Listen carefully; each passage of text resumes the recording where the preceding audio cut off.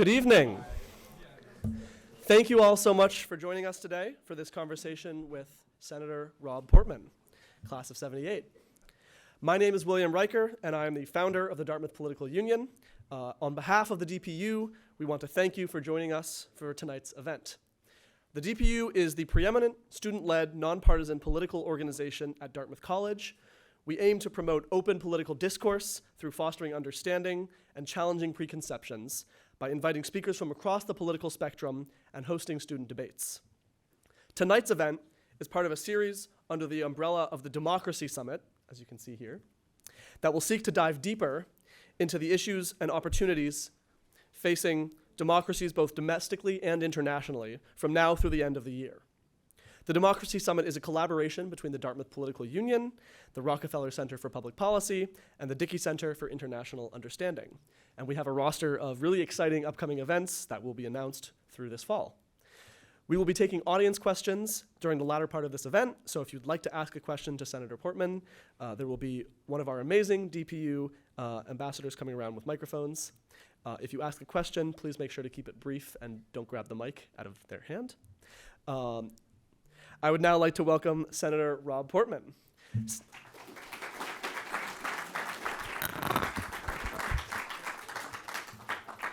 Senator Portman was born and raised in Cincinnati, Ohio, where he worked after school at his family's forklift dealership. He attended Dartmouth as a member of the class of 1978, where he majored in anthropology. During his time at Dartmouth, he was also a member of the first expedition to navigate the entire length of the Rio Grande, an expedition that he just finished talking about at the Ledyard Club's Explorers Symposium. He was also among the first to paddle a kayak on the Three Gorges of the Yangtze River before the Three Gorges Dam was built. So a very cool experience from that. After Dartmouth, he worked on a congressional campaign, attended law school at University of Michigan, and then served as an associate at a number of law firms in both Cincinnati and Washington, D.C.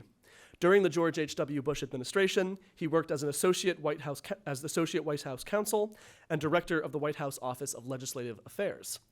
In 1993, he won a special election for Ohio's 2nd Congressional District, beating a 6-term congressman from another district. He served in the House of Representatives until 2005, when President George W. Bush nominated him for the role of United States Trade Representative. A year later, he was appointed to the role of the Director of the Office of Management and Budget, where he was a leading advocate for fiscal discipline and a balanced budget. Finally, in 2010, Portman declared his candidacy for Ohio's open Senate seat upon the retirement of Senator George Voinovich. He won the seat by a margin of 57 to 39%, and he won 82 out of Ohio's 88 counties. During his tenure as senator, he served on the Finance, Energy, Homeland Security, and Foreign Relations committees. He has been a consistent proponent of fiscal responsibility, a balanced budget, free trade, and an increase in the federal minimum wage.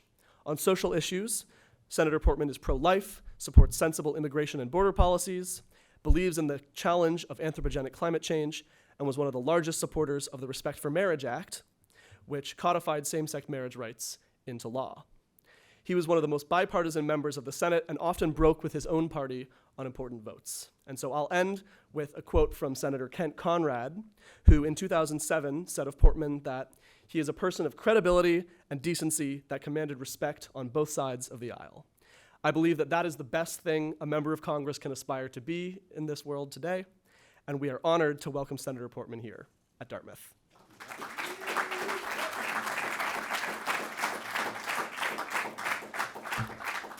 Now, I would also like to introduce the moderator for this event, Professor Herschel Naklis, who teaches courses on American politics and public policy, judicial policymaking, and political institutions. Professor Naklis has been a supporter of the DPU since the very beginning, and we are grateful for his invaluable contributions to our organization. So, Professor, I'll now hand it over to you. Thanks so much, Will.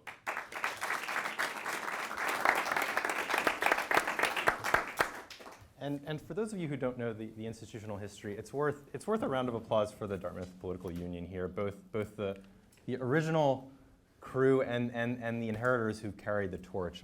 They bring an extraordinary resource to this campus, supporting bipartisan dialogue, reasoned political discussion, policy solutions in the mold of today's distinguished guests. So round of applause for Dartmouth Political Union.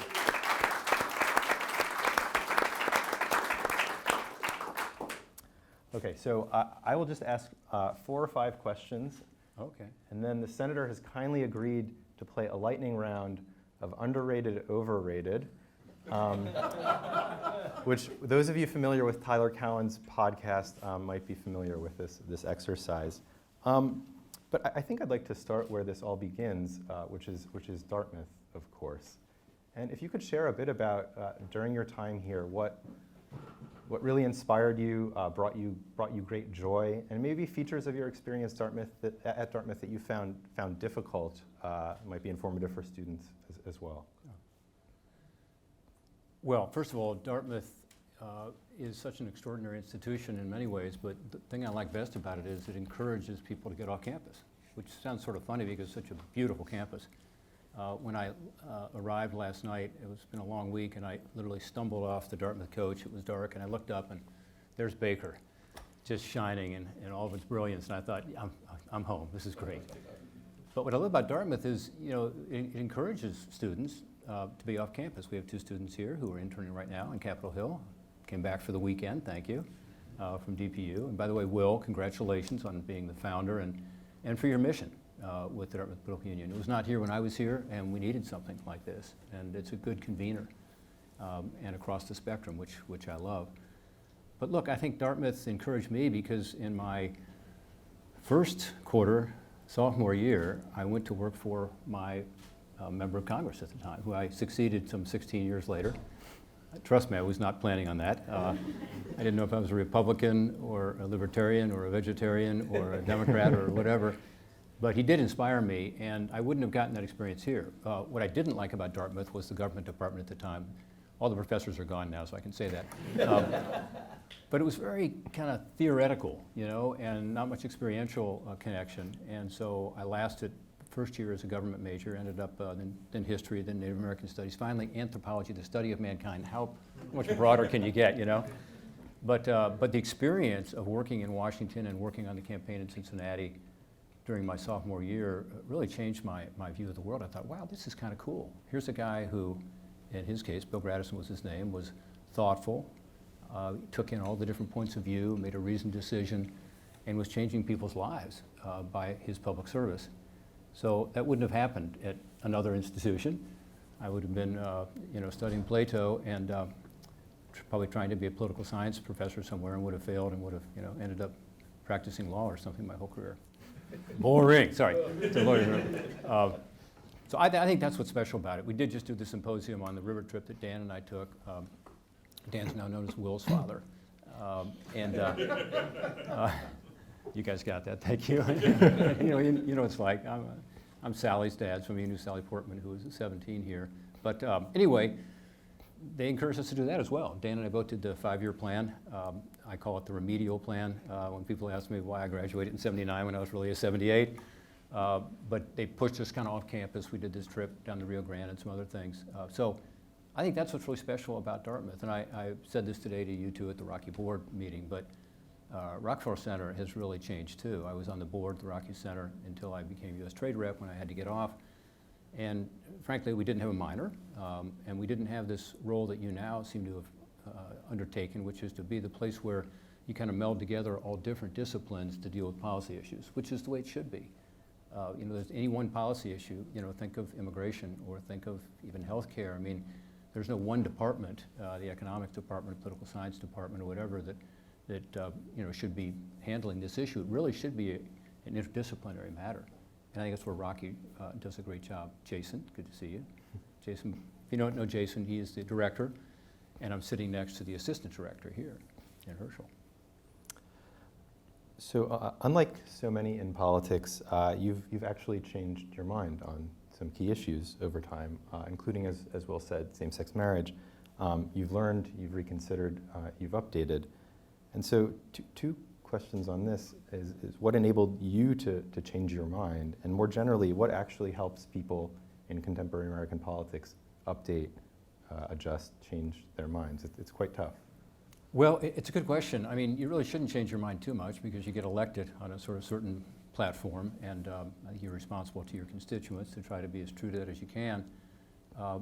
But things change, and information changes. And So on issues big and small, you know, my office always tried to listen, particularly to our constituents, and to adjust in that way.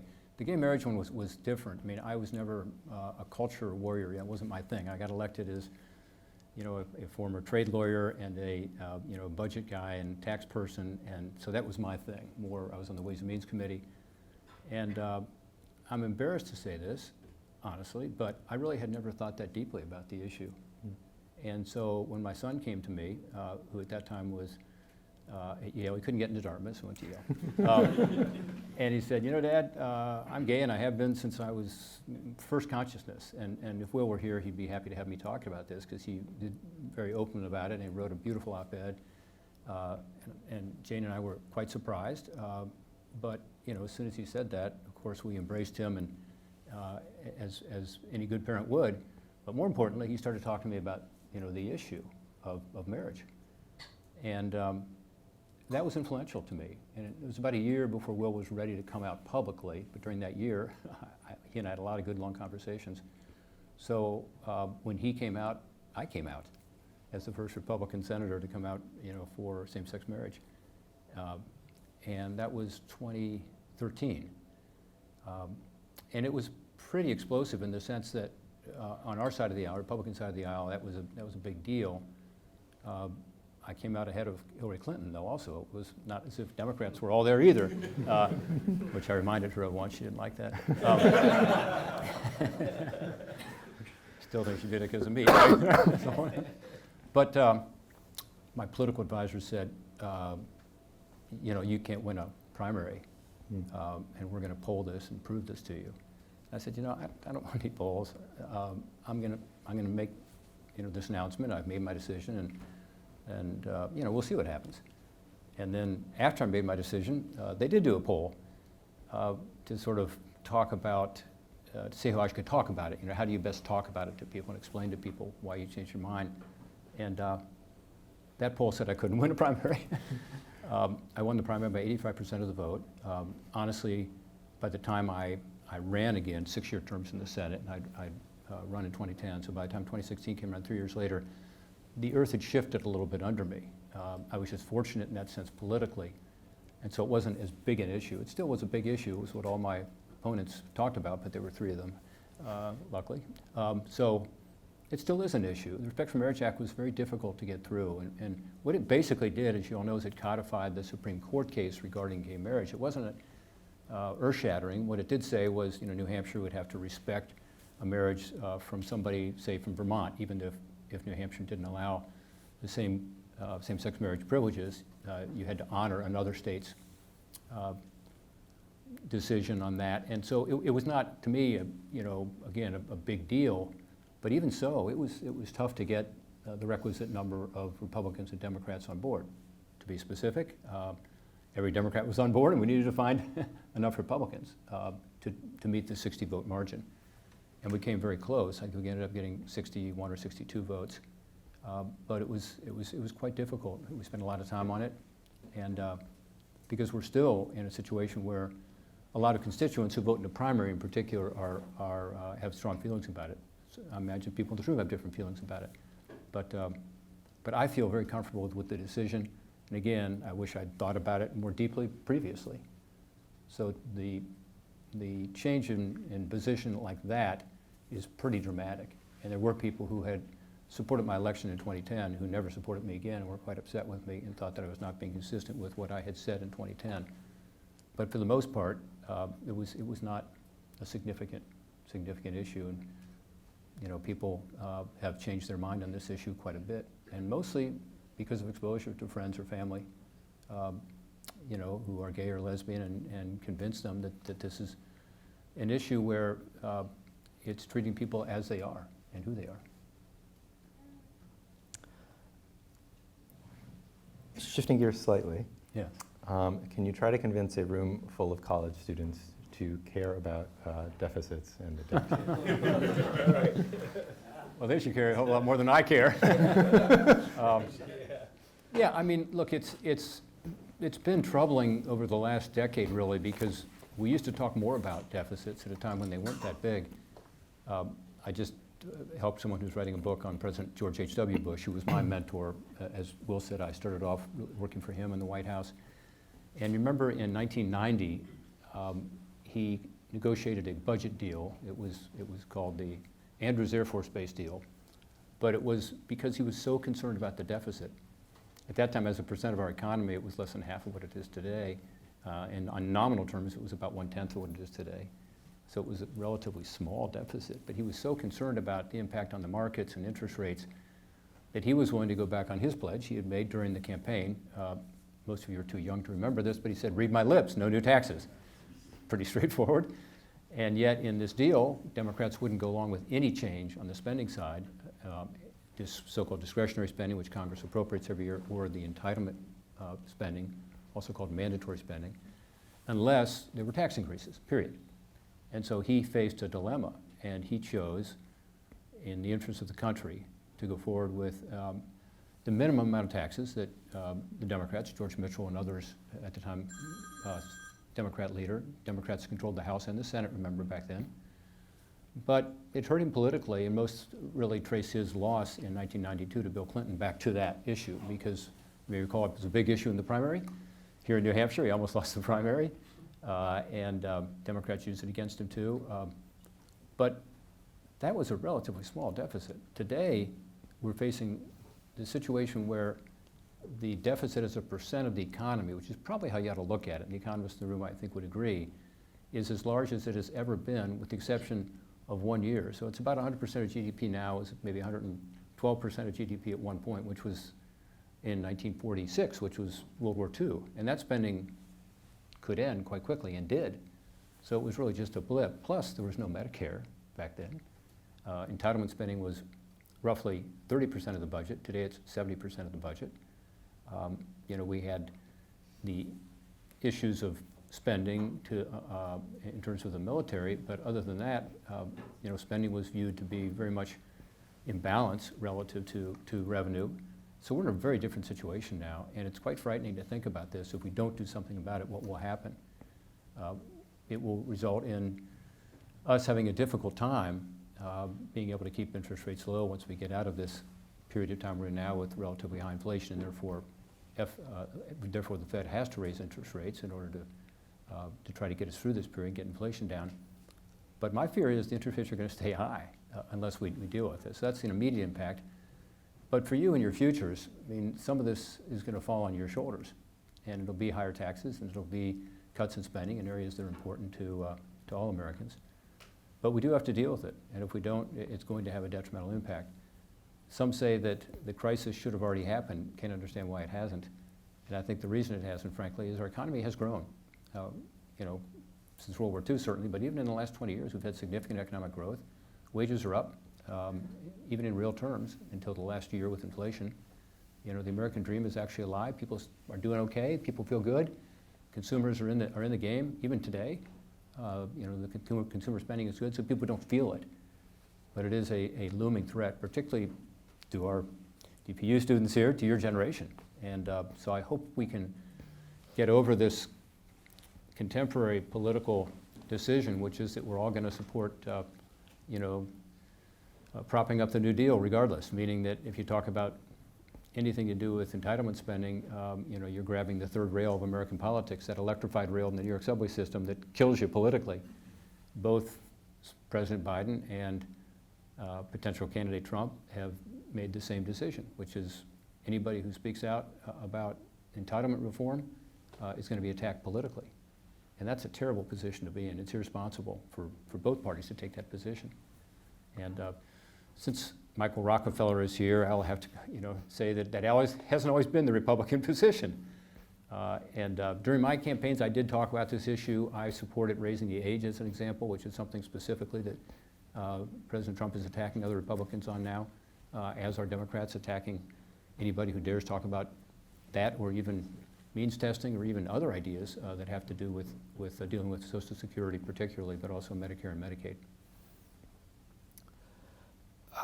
Shifting gears again, a lot of ground to cover in an hour.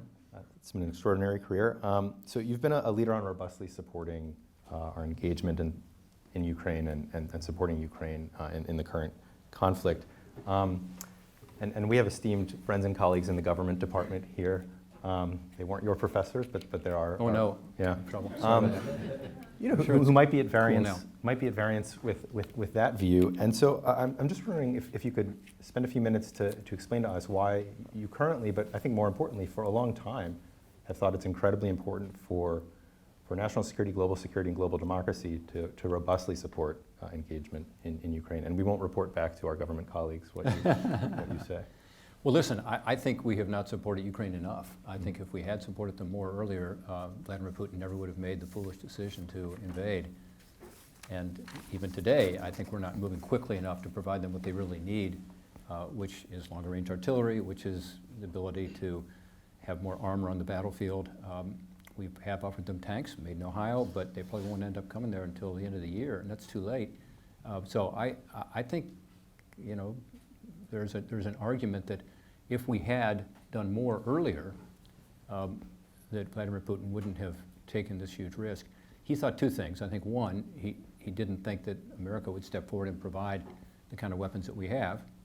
And second, I think he thought the NATO alliance was weak, and the West was weak, frankly, in general, and that the NATO alliance, he could always see some ruptures in it, and he thought it would probably fracture them more, particularly with the absolute dependence of Western Europe, particularly Germany, on natural gas and oil from Russia.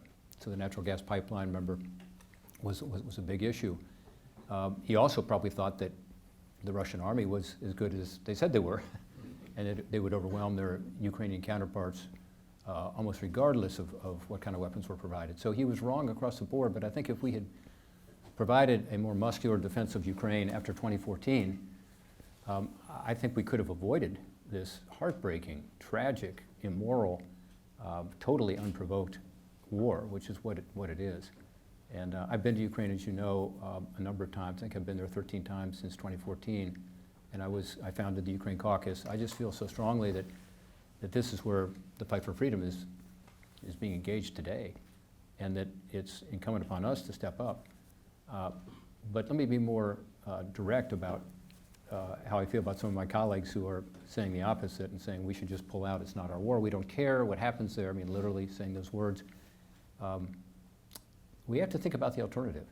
And the alternative is that, you know, if we don't continue to help, and America has led on the military side, we've provided actually the bulk of the military aid. We haven't provided the bulk of the humanitarian and economic aid. That's about 50-50 with the EU and Japan and Australia and others. But if we're not there, what happens? Well, Russia takes Ukraine, occupies Ukraine, and suddenly there are 4 more countries that are NATO allies with which we have an Article 5 obligation, meaning a mutual defense treaty that we've always honored and we must honor, in my view. And this was going to result, if you listen to what the Poles are saying and the other countries in the region, the Baltics in particular, so Lithuania and Latvia, Estonia, but also Slovakia, Romania, they are scared to death of this probability. And if this does happen, they're going to ask and probably demand that the United States and others, create Fortress Europe to try to stop Putin from doing what he's also saying he wants to do, which is to continue and to recreate the Russian Empire or the Soviet Union, depending on the day. That's going to be an enormous expense, and it will involve our troops, whereas Ukraine does not. And so I think we need to think about that. Some people are saying, well, we should just leave Ukraine to its own devices, allow Putin to take over, and focus on China instead. 2 thoughts on that. One, China's watching very carefully what's happening in Ukraine. And if we did that, they would know that we also were likely to fold in Taiwan, South China Sea, and elsewhere. But second, if we're focused on Fortress Europe and focused on Vladimir Putin, which we would have to be, in my view, if we leave, we're not going to be able to focus on the Indo-Pacific. And I don't disagree with focusing on China and the Indo-Pacific. That's obviously a more significant and complex threat. So I just think we've got to redouble our efforts and provide them what they need, and a minimum, stop the Russians from making further advances and get Putin to the bargaining table. The only way that'll happen is if he's not having success on the battlefield and we begin to tighten the sanctions further. If we don't do that, the hot war continues. If we do that, I think it could end up being a Cold War, which is imperfect, but a lot better than what you see today. So I think we have no choice. John F. Kennedy once wrote a speech that he never gave, which he was supposed to give at the World Affairs Council. in Dallas the day that he was assassinated, and it says something like, we in this generation, by destiny rather than choice, are the watchguards on the walls of world freedom. By destiny rather than choice. I think we have to remember that. America is not a country that wants to empire build. We really are pretty isolationist in terms of our orientation.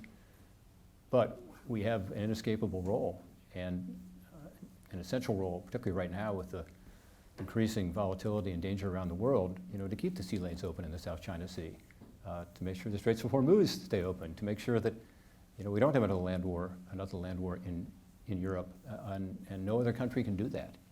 So I think we have to acknowledge our responsibility there and acknowledge that this is how we keep the peace globally, which is in our national security interest. So if you'll indulge me for the next 5 minutes, we've got 15 underrated, overrated questions. Oh my gosh. 5 minutes for them, and then we'll turn it over to the audience. Excellent. So underrated, overrated, and I suppose you could always pick appropriately rated as well. Being a United States Senator. Overrated, definitely. That's an easy one, okay. Great. I mean, it's a great job, and it's wonderful. I miss public policy, I really do, and the chance to help with Ukraine more and stuff like that. But on the outside, you can do some stuff too, and we'll talk about that later, I hope, about the Portman Center I'm trying to start. And so a little overrated. I think you can do a lot on the outside as well, as all of you do. Very long canoe trips. Underrated, overrated. Underrated, for sure. Yeah. The Rio Grande trip was 6 months. That was a little long. Concern about congressional earmarks. I know how you feel about this, and I disagree with you. I don't think it's overrated. I don't know if it's underrated, probably appropriately rated. We now do earmarks again in Congress. We did them for a while. We stopped doing them. They are, in a way, the grease that keeps the place moving. It lubricates the system, because you get somebody to vote for an appropriation bill, you let them put an earmark in, and then you twist their arms. The problem is earmarks come from leadership.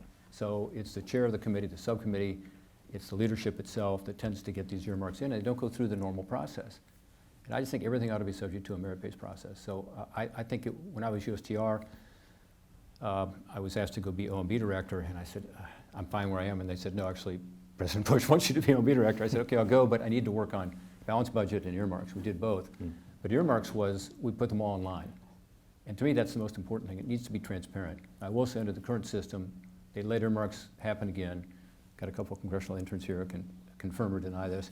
But there is a lot more transparency than there used to be. It used to be no transparency on it. So you have no idea who was doing it, where it was going, whether it had any merit. At least now it's transparent. Underrated, overrated. Concern about congressional term limits.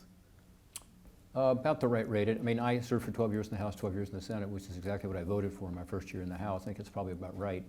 Honestly, that's not why I did it. I left because George Bush offered me the USTR job, or told me I was going to take the USTR job. Actually, that was a different story. I get a call one day from the Chief of Staff of the White House, Josh Bolton, who some of you know, and he says, he knew I'd been a trade lawyer, and I was on Ways and Means doing a lot of trade policy. He said, we're losing our U.S. trade rep. We need somebody to replace him. Can you give me some names? Who should it be? So we went through 5 names that I had on the top of my head, and everyone said, no, he's not, no, she's not right. No, he's not right. Get to the end, and he says, they're just, none of them are right, so you're going to have to do it. Kind of a Dick Cheney thing, And I said, no, I'm fine.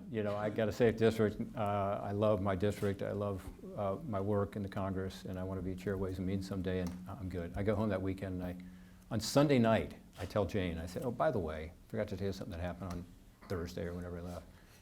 I got a call from Josh Bolton saying they want me to be U.S. trade rep. He said, and what'd you say? And I said, no, we're fine. She said, the president, not get choked up. The president asked you to do something, you do it. And regardless which party, by the way. And so I went back Monday morning, I called, I said, guess what, I have to do it, But where were we? So anyway, that was fortuitous for me, because that launched sort of a whole nother part of my career. Underrated, overrated Cincinnati Bengals quarterback Joe Burrow. Oh. Definitely properly rated as the #1 quarterback in the league. Great. Okay. If he had a better offensive line, it would help, though. I mean, poor guy, he gets beat up pretty bad. Ohio native LeBron James. Underrated, if anything. I mean, just an extraordinary athlete. And here he is at 38 years old. And he's not really 38. It's like dog years for him. He started playing, at this level when he was 18 years old. And think of that body just being and he's a big guy too. But I saw he got a little trash talk. You may have seen it earlier this week. One of the guards on an opposing team, who's like 22 years old probably, said, I wish the old man was faster. It's no fun to cover him anymore. LeBron scores 30 points that night, so you still got it. Got 3 more of these, and then we'll turn it over. Underrated, overrated, concern about your vote not to convict the impeached former president. Underrated, overrated? Yeah. Well, I feel pretty strongly about this. I know a lot of people disagree, but I think we got to stop this notion of the back and forth between Democrats and Republicans on attacks generally, but specifically with regard to impeachment. I would tell you, if a former president had been impeached, it would happen again, but it would happen from the other side. It has never happened in history. Why? Because in my view, when I read the Constitution, it doesn't allow it. It's about somebody who's currently serving. And, he was gone. He wasn't gone for long, but he was gone. By the time this vote came up, he was, living in Florida. He was a private citizen, and the notion that you would convict somebody who was not in office, given what the Constitution provides, which is this is a very rare practice to actually impeach anybody, a judge or any member of Congress or president, because it's ultimately up to the people, right? And Congress is inherently a political body. And when someone's out of office, particularly, you got to leave it to the criminal justice system. And that's what's happening. And we'll see. I still think he's not going to run, but I'm in a minority, I know. But the criminal justice system is doing its work, just as at the time I said they should. And frankly, I thought they'd do it a little more quickly. But I think that's a bad practice or precedent to start, because I do think the same would happen on the other side. I will tell you the House Republicans right now are talking about impeaching the Secretary of Homeland Security. In fact, they've said they're going to do it. I think it's a mistake. But if they do, and if they do have a vote, he will be impeached probably, and then he'll come over to the Senate, and we'll be asked to, they will be asked to convict him. And I just think it's a cycle. Remember, there's only been 3 impeachments in the history of our country, and none successful. And so I think it's something to avoid in terms of the tit for tat and just the increasing partisanship you see on the Hill, which is my biggest concern. Just 2 more. Underrated, overrated, actually being a nice person in politics. This is for the students in the room who want to go into politics. Okay, definitely underrated. And for the students in the room, sorry, I'm going to have to do the dad lecture here. But I just really worry about the polling I see and the anecdotal information I'm getting from young people that politics is not for them. Now, again, we've got some DPU folks here who are probably exceptions to that rule, but politics can be a really honorable profession. And again, George H.W. Bush, my mentor, always said that. It's a decent, honorable profession, rightly practiced. And one reason I started the Portman Center for Policy Solutions at the University of Cincinnati is because they wanted my papers. And I said, you can have my papers as long as you use the case studies of where we have, through a bipartisan consensus building process, made a real difference in the lives of Ohioans and Americans. And show that to the young people who come into the University of Cincinnati to say, there is a way to do this. And so I think being nice is fine. Even being civil is fine. And our focus is on civility, bipartisanship, and finding common ground. But that's not the point.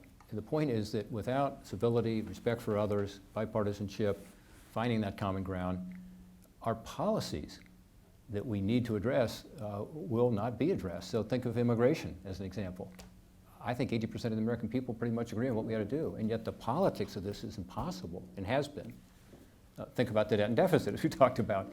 When you have the leader of both parties saying, anybody dares touch this, they are, politically ruined. I mean, most Americans would say you have to deal with this issue. It's 70% of spending now. It's the fastest growing part of spending, otherwise bankrupt the country. So that's my biggest concern, is that I hope the next generation does not take the wrong message from all this and say you've got to be partisan, you've got to throw out the red meat, you've got to be mean-spirited in order to survive in politics, because that's kind of what we see. I think there's another path, and I don't think it represents where most Americans are. I think most Americans want to see consensus. And there's a poll recently by the Marist organization, and the question was, do you think people should be in Congress acting by principle? Should they be principled? Or should they be compromising in order to achieve a result? Now, everybody loves principle. We all want people who are principled, right? So I thought, when I saw the wording on the poll, I thought this is going to be, overwhelmingly be principled and don't, compromise to get stuff done. 74% of the respondents, this is not Republicans or Democrats, this is everybody, 74% said compromise in order to get something done. And that's what I see back home. When you talk to people on the street, and I hope a lot of people in this room, I know the DPU feels this way because I just talked to them about it, we've got to get back to a situation where people actually are encouraged to find common ground and held up for that. And everything in politics today is kind of a centrifugal force. We talked about this earlier, pushing out to the extremes. The way people fundraise today is very different than when I first got in, and even in my last election, which is it's much less going to individual major donors.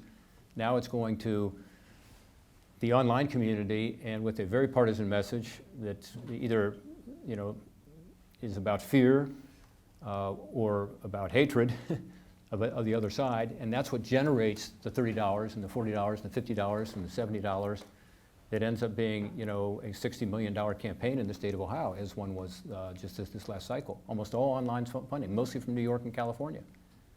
And it's Republicans and Democrats. It's Act Blue and it's Win Red. And that makes it difficult to then go to Congress and say, Speaker Pelosi, I called you the devil incarnate, but you know what, I really like you, and I want to work with you. It's just hard to do. And then the other centrifugal force that's pushing people out is the way the media and the online messaging occurs. And our media, as you know, if you try to watch the news tonight, good luck. But you'll get an opinion on Fox, and you'll get an opinion on Newsmax, you'll get an opinion on MSNBC, and an opinion on CNN. And with the exception of certain hosts, who I really respect and thank every chance I get, it's about controversy. They don't want to have people on there to talk about bipartisan accomplishment. They find that boring.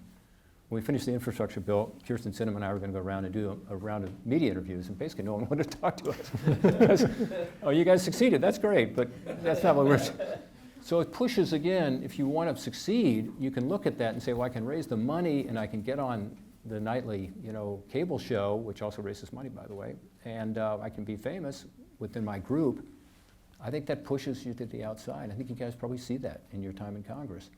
Another one, which is obvious, is primaries and just the primacy of a primary these days. That's not an easy one to solve. And ranked voting, some of us have talked about, that has worked in some states. The big thing is get more people to vote in primaries. Very few people vote in primaries. Even in Ohio, only about 20% of Republicans, so-called, show up in a primary. So how do you get a broader swath of each party to show up in a primary, so you end up with a candidate who in a red state or a blue state does not look at the primary as the election and move to the right or the left because of that primary. So I think that's a bigger issue for our democracy right now, is how do we solve these big problems? How do we move ahead without figuring this out? We almost need to retrain a generation of elected officials. Actually, there's another way to do this, which is you get elected to solve problems. And this is how you do it. So anyway, that's my pitch for the Portman Center. We'll see how it goes. Let's turn it over to the audience. Yeah. Stand up. All right. By the way, no 78 is allowed to ask a question, because I know where those would go. Thank you so much for coming. A lot of my classmates hear about it all the time. They get annoyed about it, but George H.W. Bush is my boyhood hero. He's rolling his eyes at me already, and I see a lot of him in you, so thank you so much for coming. I see a lot of politicization happening in the classroom, on campus. Even my history class on the Cold War, we're being taught that the look at U.S. through the lens of empire, that there wasn't a battle between freedom and communism. It was just trying to act in self-interest. There's a lot of things that are being taught where I just shake my head. And I was wondering what advice you have for conservative guy like me. He's not a Trump guy, but pretty traditional conservative at this campus where there's a lot being taught where I just don't agree with it. Yeah. Well, first of all, thanks for coming and for speaking your mind today. You will be harassed. No, sorry. No, seriously. I mean, I think I'm going to get him in trouble here, but I had a meeting with Phil Hanlon today, and he gets that and understands that Dartmouth needs to be a place where all points of view are heard, but also that there's balance in terms of the curriculum and what you're being taught. And he indicated his successor has the same view. We'll see. I haven't met her yet. But that's really important. And I think at University of Cincinnati, at Dartmouth, I was at Stanford giving a talk day before yesterday. You know, they had this episode where the law school basically booed someone down, and then the administrator, who was supposed to say respect for all points of view, came and took the side of the students and said, you shouldn't be here, to the speaker.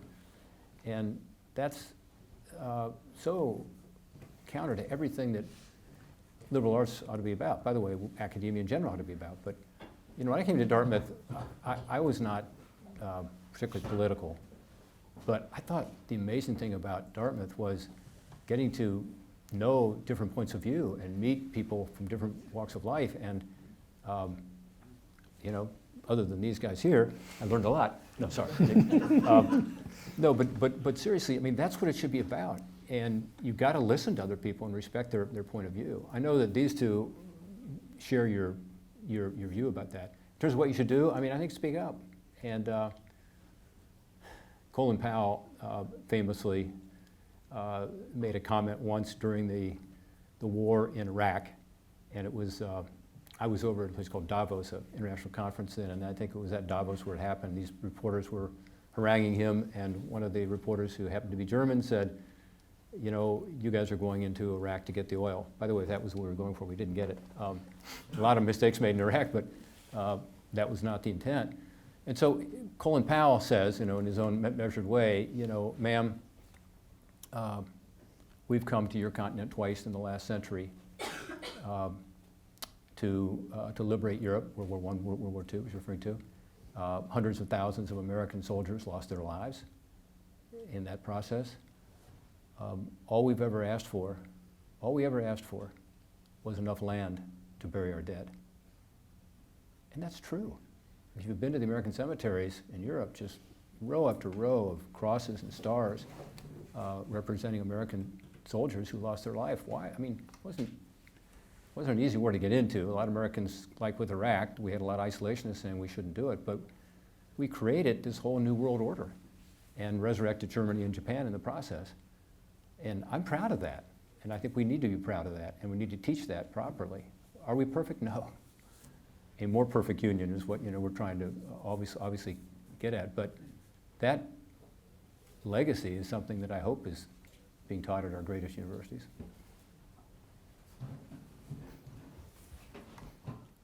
Hi, first I want to say thank you for coming today. My name's Quinn and I'm from Bexley, Ohio. All right. And OH. IO. Right. My question Sorry, for you today is about Ohio. So I think it's pretty clear that Ohio is in many ways been a decaying state for the past few decades. I mean, I think if you drive through a city like Youngstown, it's pretty clear.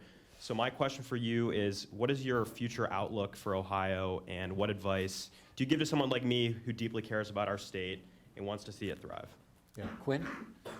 So here's the good news, Quinn. You come from a part of Ohio that is prospering. Bexley is a nice suburb of Columbus, and the jobs coming into Columbus are not only numerous, but high-paying and technological right now. And a lot of it's because of Intel. You remember the CHIPS Act that passed the Congress.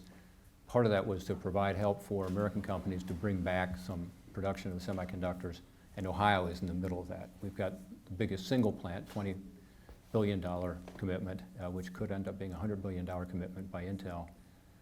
And so in terms of your future, going back home, you're all set. And there will be lots of suppliers that come around that fab, the factory. 30 years ago, we made roughly 38% of the world's semiconductors here. Now we're down to 12%, and none of the high end, virtually. 90% of the high-end are made in Taiwan, by the way, which is a real problem. But we're trying to reverse that and bring back some of this. So these are semiconductors for your car that you've been waiting for, or you might have waited for during COVID. But it's also for F-35s and for a lot of uses in the military and for your washing machine and everything else. So we've got to have the ability for our national security to do this. So you're fortunate because between Ohio State and Battelle, which is a big research entity, there's a lot going on in Columbus. Where there's not a lot going on, you mentioned Youngstown, is some of the other cities and towns, particularly in the more rural areas. And there's a lot of downtowns of small communities in Ohio that have gotten hollowed out. There may be a Walmart out in the suburbs, usually not actually, but they're just losing out. So it's, technology is great in so many ways, and that's what's happening. More technological jobs, fewer jobs for people who have low skills. I will say there are a lot of middle skill jobs available in Ohio and around the country. In Ohio particularly, because we have a lot of manufacturing. If you're a welder or a machinist, if you're interested in taking your software background as a coder into manufacturing, there are hundreds of thousands of jobs available right now, probably hundreds of thousands in Ohio alone, millions nationally. And that's one of the challenges that we have in Ohio and elsewhere is that we're not training up our workforce for these jobs that are really in demand. Some of the high-tech jobs are also in demand, but we're doing better there at Ohio State and Dartmouth and other places. Although we could do much better with keeping foreign students here, by the way. Our immigration system is absurd, where we train, again, I said I was at Stanford recently, a third of the students there were foreign students. And the stories I heard about these students that are entrepreneurial, already starting small businesses, and mostly in the tech business, and they're gonna have to go home because we didn't, staple the green card to their diploma, which we should have.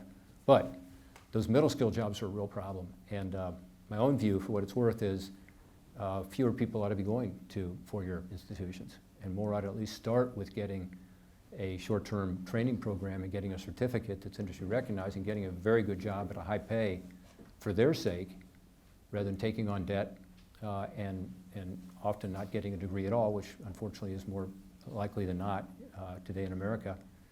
As an example with the Pell Grant. Pell is a great program, and Dartmouth uses it, other schools do. For low-income families, it's a phenomenal way to get on the ladder of success. Most young people who get a Pell Grant in college don't get a degree. In part because you also have to pay for other things other than tuition. If you took that Pell Grant money, kept it for 4 years, and also for two-year institutions, but also allowed it for short-term training, which is not, can't be used for now, which is crazy if it's less than 15 weeks, for instance, to become a truck driver, become a welder, to become a coder, become a hospital tech, you can't use Pell. And people literally, I've gone to CTE, career and technical education classes in Ohio high schools, which I'm a huge supporter of CTE. They say, I'd like to go get, the advanced welding degree, but I get a Pell if I go to school. So I gotta go to school.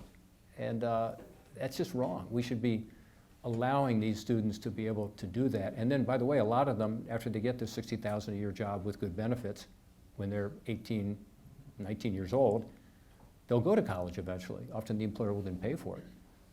Meanwhile, they'll have a car and they'll have a house.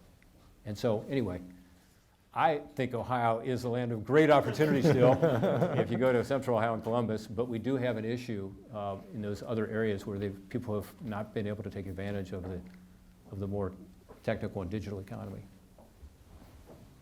See you in Bexley. Hi, my name is Anya, and my parents are from Ukraine. I'm the first person in my family who was born in the United States. My sister was a 22 here. One of my closest friends on campus is Will, and I'm very grateful for the fact that he works so hard to put these kind of events together to be able to bridge the gap between students and politicians. But I was wondering what your opinion was on the current stalemate and the state of the war in Ukraine, and what we should currently be pushing for in legislation in terms of defense and arsenal, because right now it's dwindling, and whether the war has gone on too long, whether it should have happened in the first place, because it was a long time coming, whether it could have been prevented, and how much longer you think it will last. I know that was a lot, but I'm actually an opinion writer for the Dartmouth here, and on the anniversary of the invasion last February, they published an article that I wrote that detailed the history of why like the war erupted. So just like your opinion on those subjects. Thanks, Anya. Anya, were you here earlier when I talked about that? Like before this started? No, in response to a question, did you hear what I said earlier? Probably. Well, it must have been really fascinating to you. I just don't want to repeat myself for everybody else, but I'll take a little different angle this time. I also have ADHD and dyslexia, so I apologize. No, it's fine. I doubt you were here, but here's I guess one way that I would look at it. Take a little different angle than we did before. In 1994, there was an agreement called the Budapest Memorandum, and this was at a time when the Cold War was ending, right? And so the wall came down, and Ukraine had a lot of nuclear weapons. The Russian arsenal now is significant, but at one time Ukraine had a significant arsenal as well. And so Ukraine said to the world, we're a free country now, we love this, we have these nuclear weapons, you want us to get rid of them?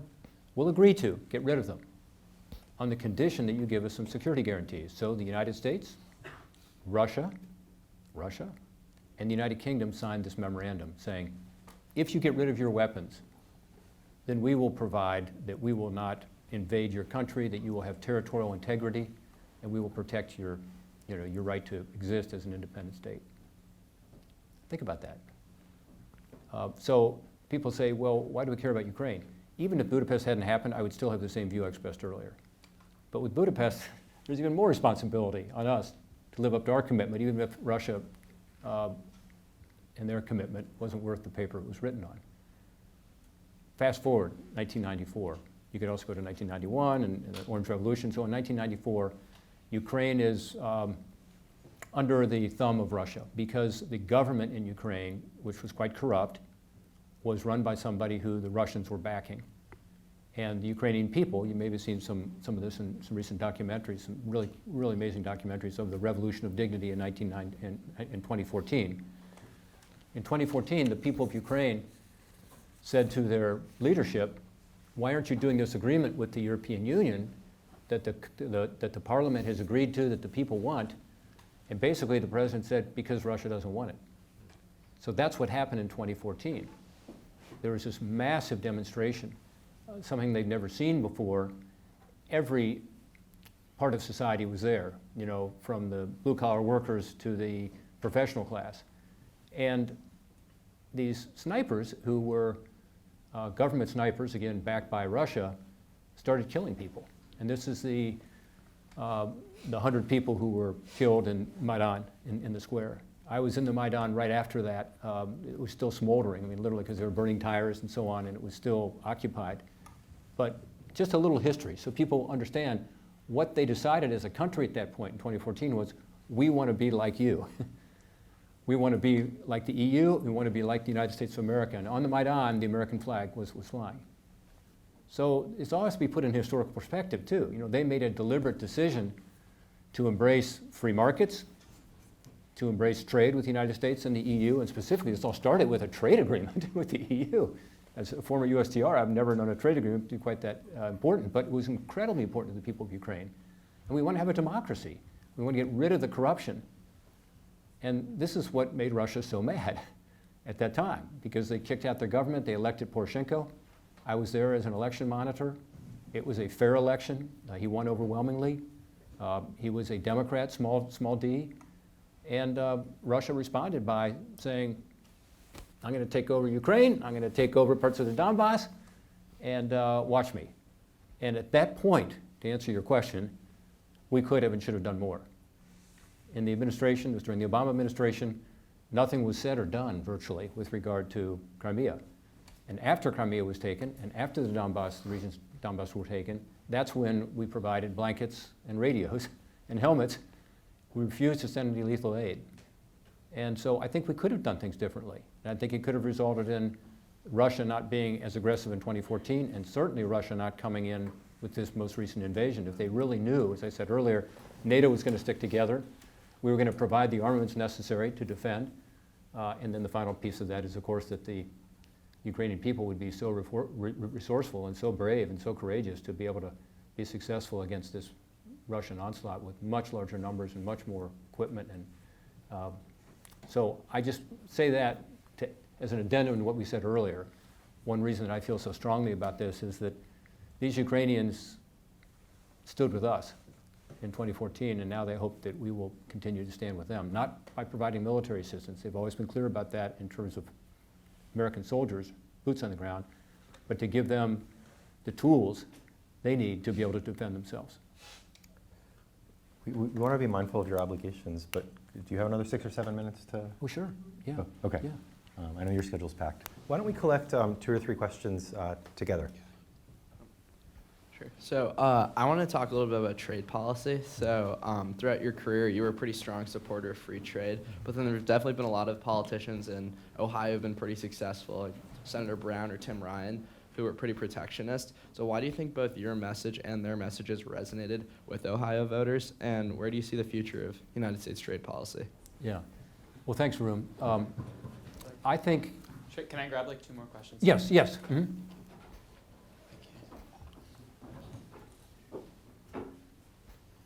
Hi, I'm Kyle. You said you aren't a culture warrior, so I'm going to ask you a culture war question.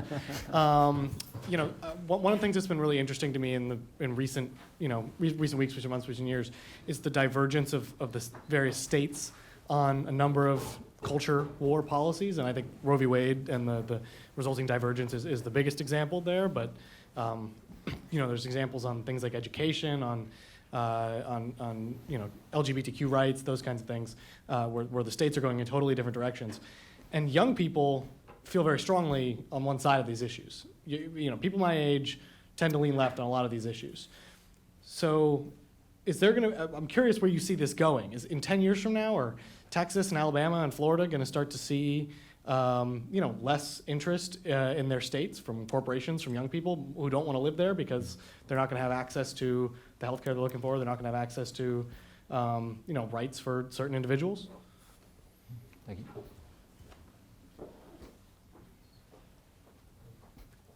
You keeping track of this? Happily, I don't have to answer these questions. Yeah, just kind of similar to Varun's question on trade.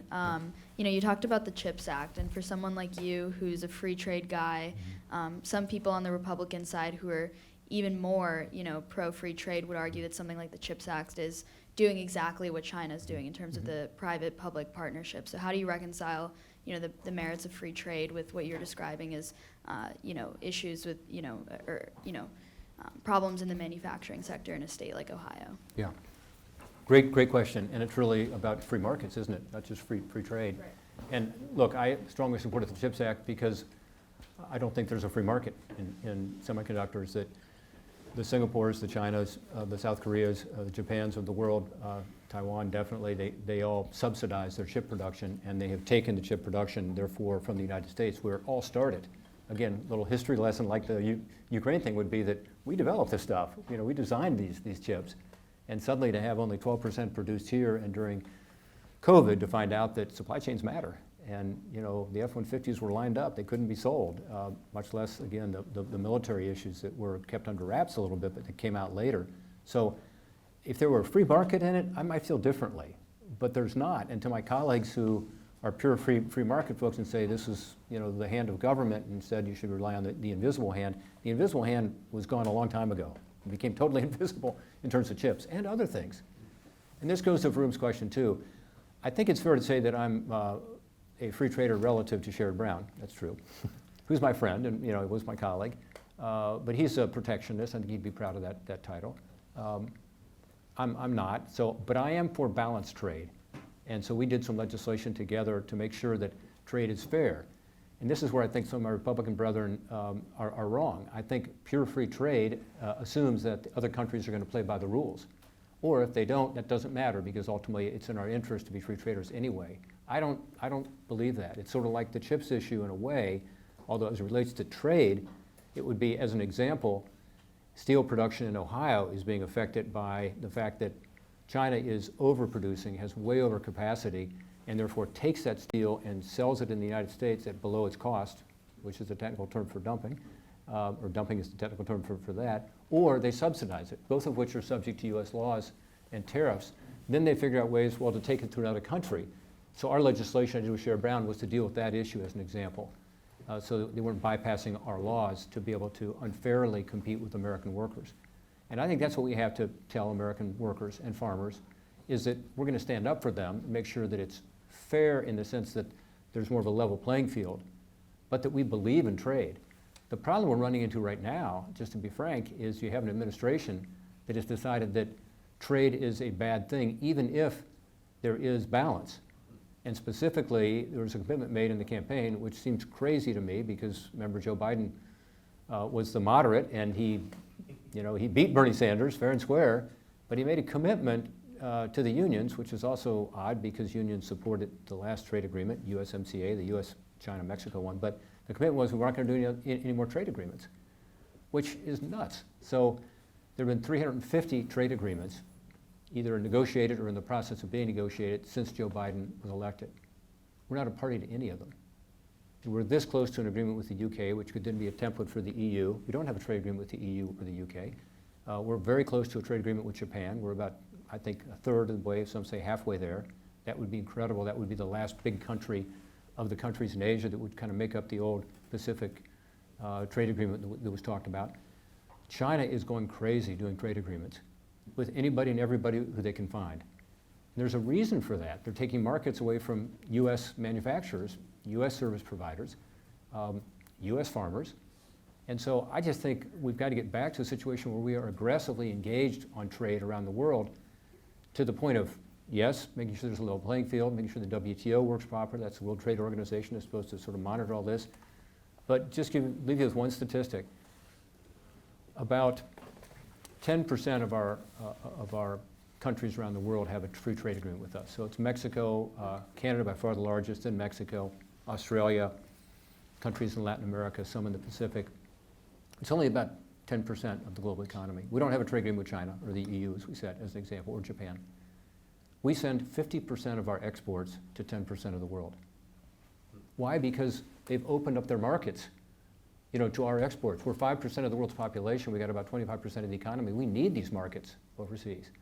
And again, we have some of the best ideas, the best inventions. We've got to protect them, protect our intellectual property, and protect our companies from being unfairly competed against in terms of trade or markets. But we should be in the game. So I think the word I use is balanced trade. I don't like the word fair trade or free trade. I think it should be balanced trade. And I think it's in the interest of the United States to pursue it aggressively, as well as the interest of really the entire world, because that creates, as all the economists in the room will tell you, through comparative advantage, a better economy for everybody. And that theory actually works as long as, again, it's a level playing field, or virtually level. It's hard to get perfectly level, and that's, depending on who's measuring it. Okay, more difficult question. It's a question of federalism, isn't it? And what does the federalist system mean in this country? If you go back to the founders, they did intend the states to have the ability with things like family law, which would include issues like gay marriage to play a role. Yet on that issue, the Supreme Court has spoken. And so states don't have the ability to exercise their full family law rights there. Abortion. That also, when the Supreme Court had Roe v. Wade, didn't let states be able to do that. Now with the Dobbs decision, it's gone back to the states. And so different states will take different positions. Some states, like Massachusetts, probably will not have any waiting period at all. Other states may choose 20 weeks, viability, or whatever the right number is. Maybe it's 18 weeks, maybe it's 17 weeks, whatever it is. Other states will say 6 weeks, like Florida just did, before you even know that you're pregnant sometimes. And so you're right, there's going to be on a range of these issues, and education you mentioned as well, which traditionally has been in the province of the states. And so the question is, as a country, how do we grapple with that? What should be at the federal level and mandated, and what should be up to the states? As the founders intended the states to be the laboratories of democracy, maybe that's the way it should be. I don't know what's going to happen. It's interesting that you mentioned Texas and Florida, because those states are getting overwhelmed right now with people moving there, some from across the world, of course, but a lot from places like Ohio and New Hampshire. The Sun Belt is on fire. Places like Austin. I was in in Dallas at the Bush Center day before yesterday to give a little talk, and Dallas is exploding. Not as fast as Austin, I guess, but it's just, people really want to live there. And some of it is the climate, a lot of it is the tax policy. So, you know, tax policy, social policy, which is more important to young people, I'm not sure. In terms of your point that young people all have sort of the more liberal point of view on these social issues, I would ask you to look at that. It's certainly true with gay marriage, and certainly true with gay rights generally. And the LGBTQ community and so on is much more you know, young people have just accepted it. And I think you're absolutely right. Abortion's interesting. There's some polling indicated that younger people are more pro-life than the rest of us, older people. So it's not a simple issue. There's strong views on both sides, obviously. That issue, as far as I view it, and I'm volunteering stuff that I don't need to and shouldn't, but I will anyway. I think that issue kind of shifts depending on what happens. So after the Dobbs decision, the country was much more pro-choice than we'd ever been. But when there's a partial birth abortion news story about some gruesome procedure that some doctor, remember the doctor in Pennsylvania did, then it shifts more pro-life. And I mentioned that 80% of people agree on immigration. I think 80% of Americans pretty much agree on abortion, which is they don't like abortion. But certainly with regard to the exceptions, rape, incest, the life of the mother, and even, you know, a period of time, I don't know if it's 15 weeks, 20 weeks, whatever, that's where probably most people are comfortable. That's where the European countries have ended up. You know, there are virtually no countries in the world other than North Korea and Iran and a few others that, you know, provide sort of abortion on demand. But the political system can't get us there. And I don't think that's just a national issue, even at the state level. It's just hard to find that sweet spot where people say, okay, I can live with that. There should be a choice, but there should be some limits on it, and there should be exceptions made. So I mean, I think that's an example of what I talked about earlier. How do you find that common ground? Or are you just going to lurch sort of back and forth, and depending on what the majority is? And so anyway, that's unsolicited from me, but I think that's kind of where I see the country. Listen, I really appreciate everybody coming today. I don't want to hold people up. I'll be around if you want to talk further in person. And again, to the Dartmouth Political Union, Will and company, thank you guys for what you're doing. Providing a forum that's so respectful. I mean, I love the questions. I know you probably have others that are a lot tougher that you can't wait to ask me afterwards, which is good. And to Rocky, thanks for what you guys are doing every day to make Dartmouth a place that's welcoming to all different kinds of points of view, but also where you can have policy with all kind of interdisciplinary connections to it, because I think that's how we solve our problems. So, And thank you for your Marshall. public service.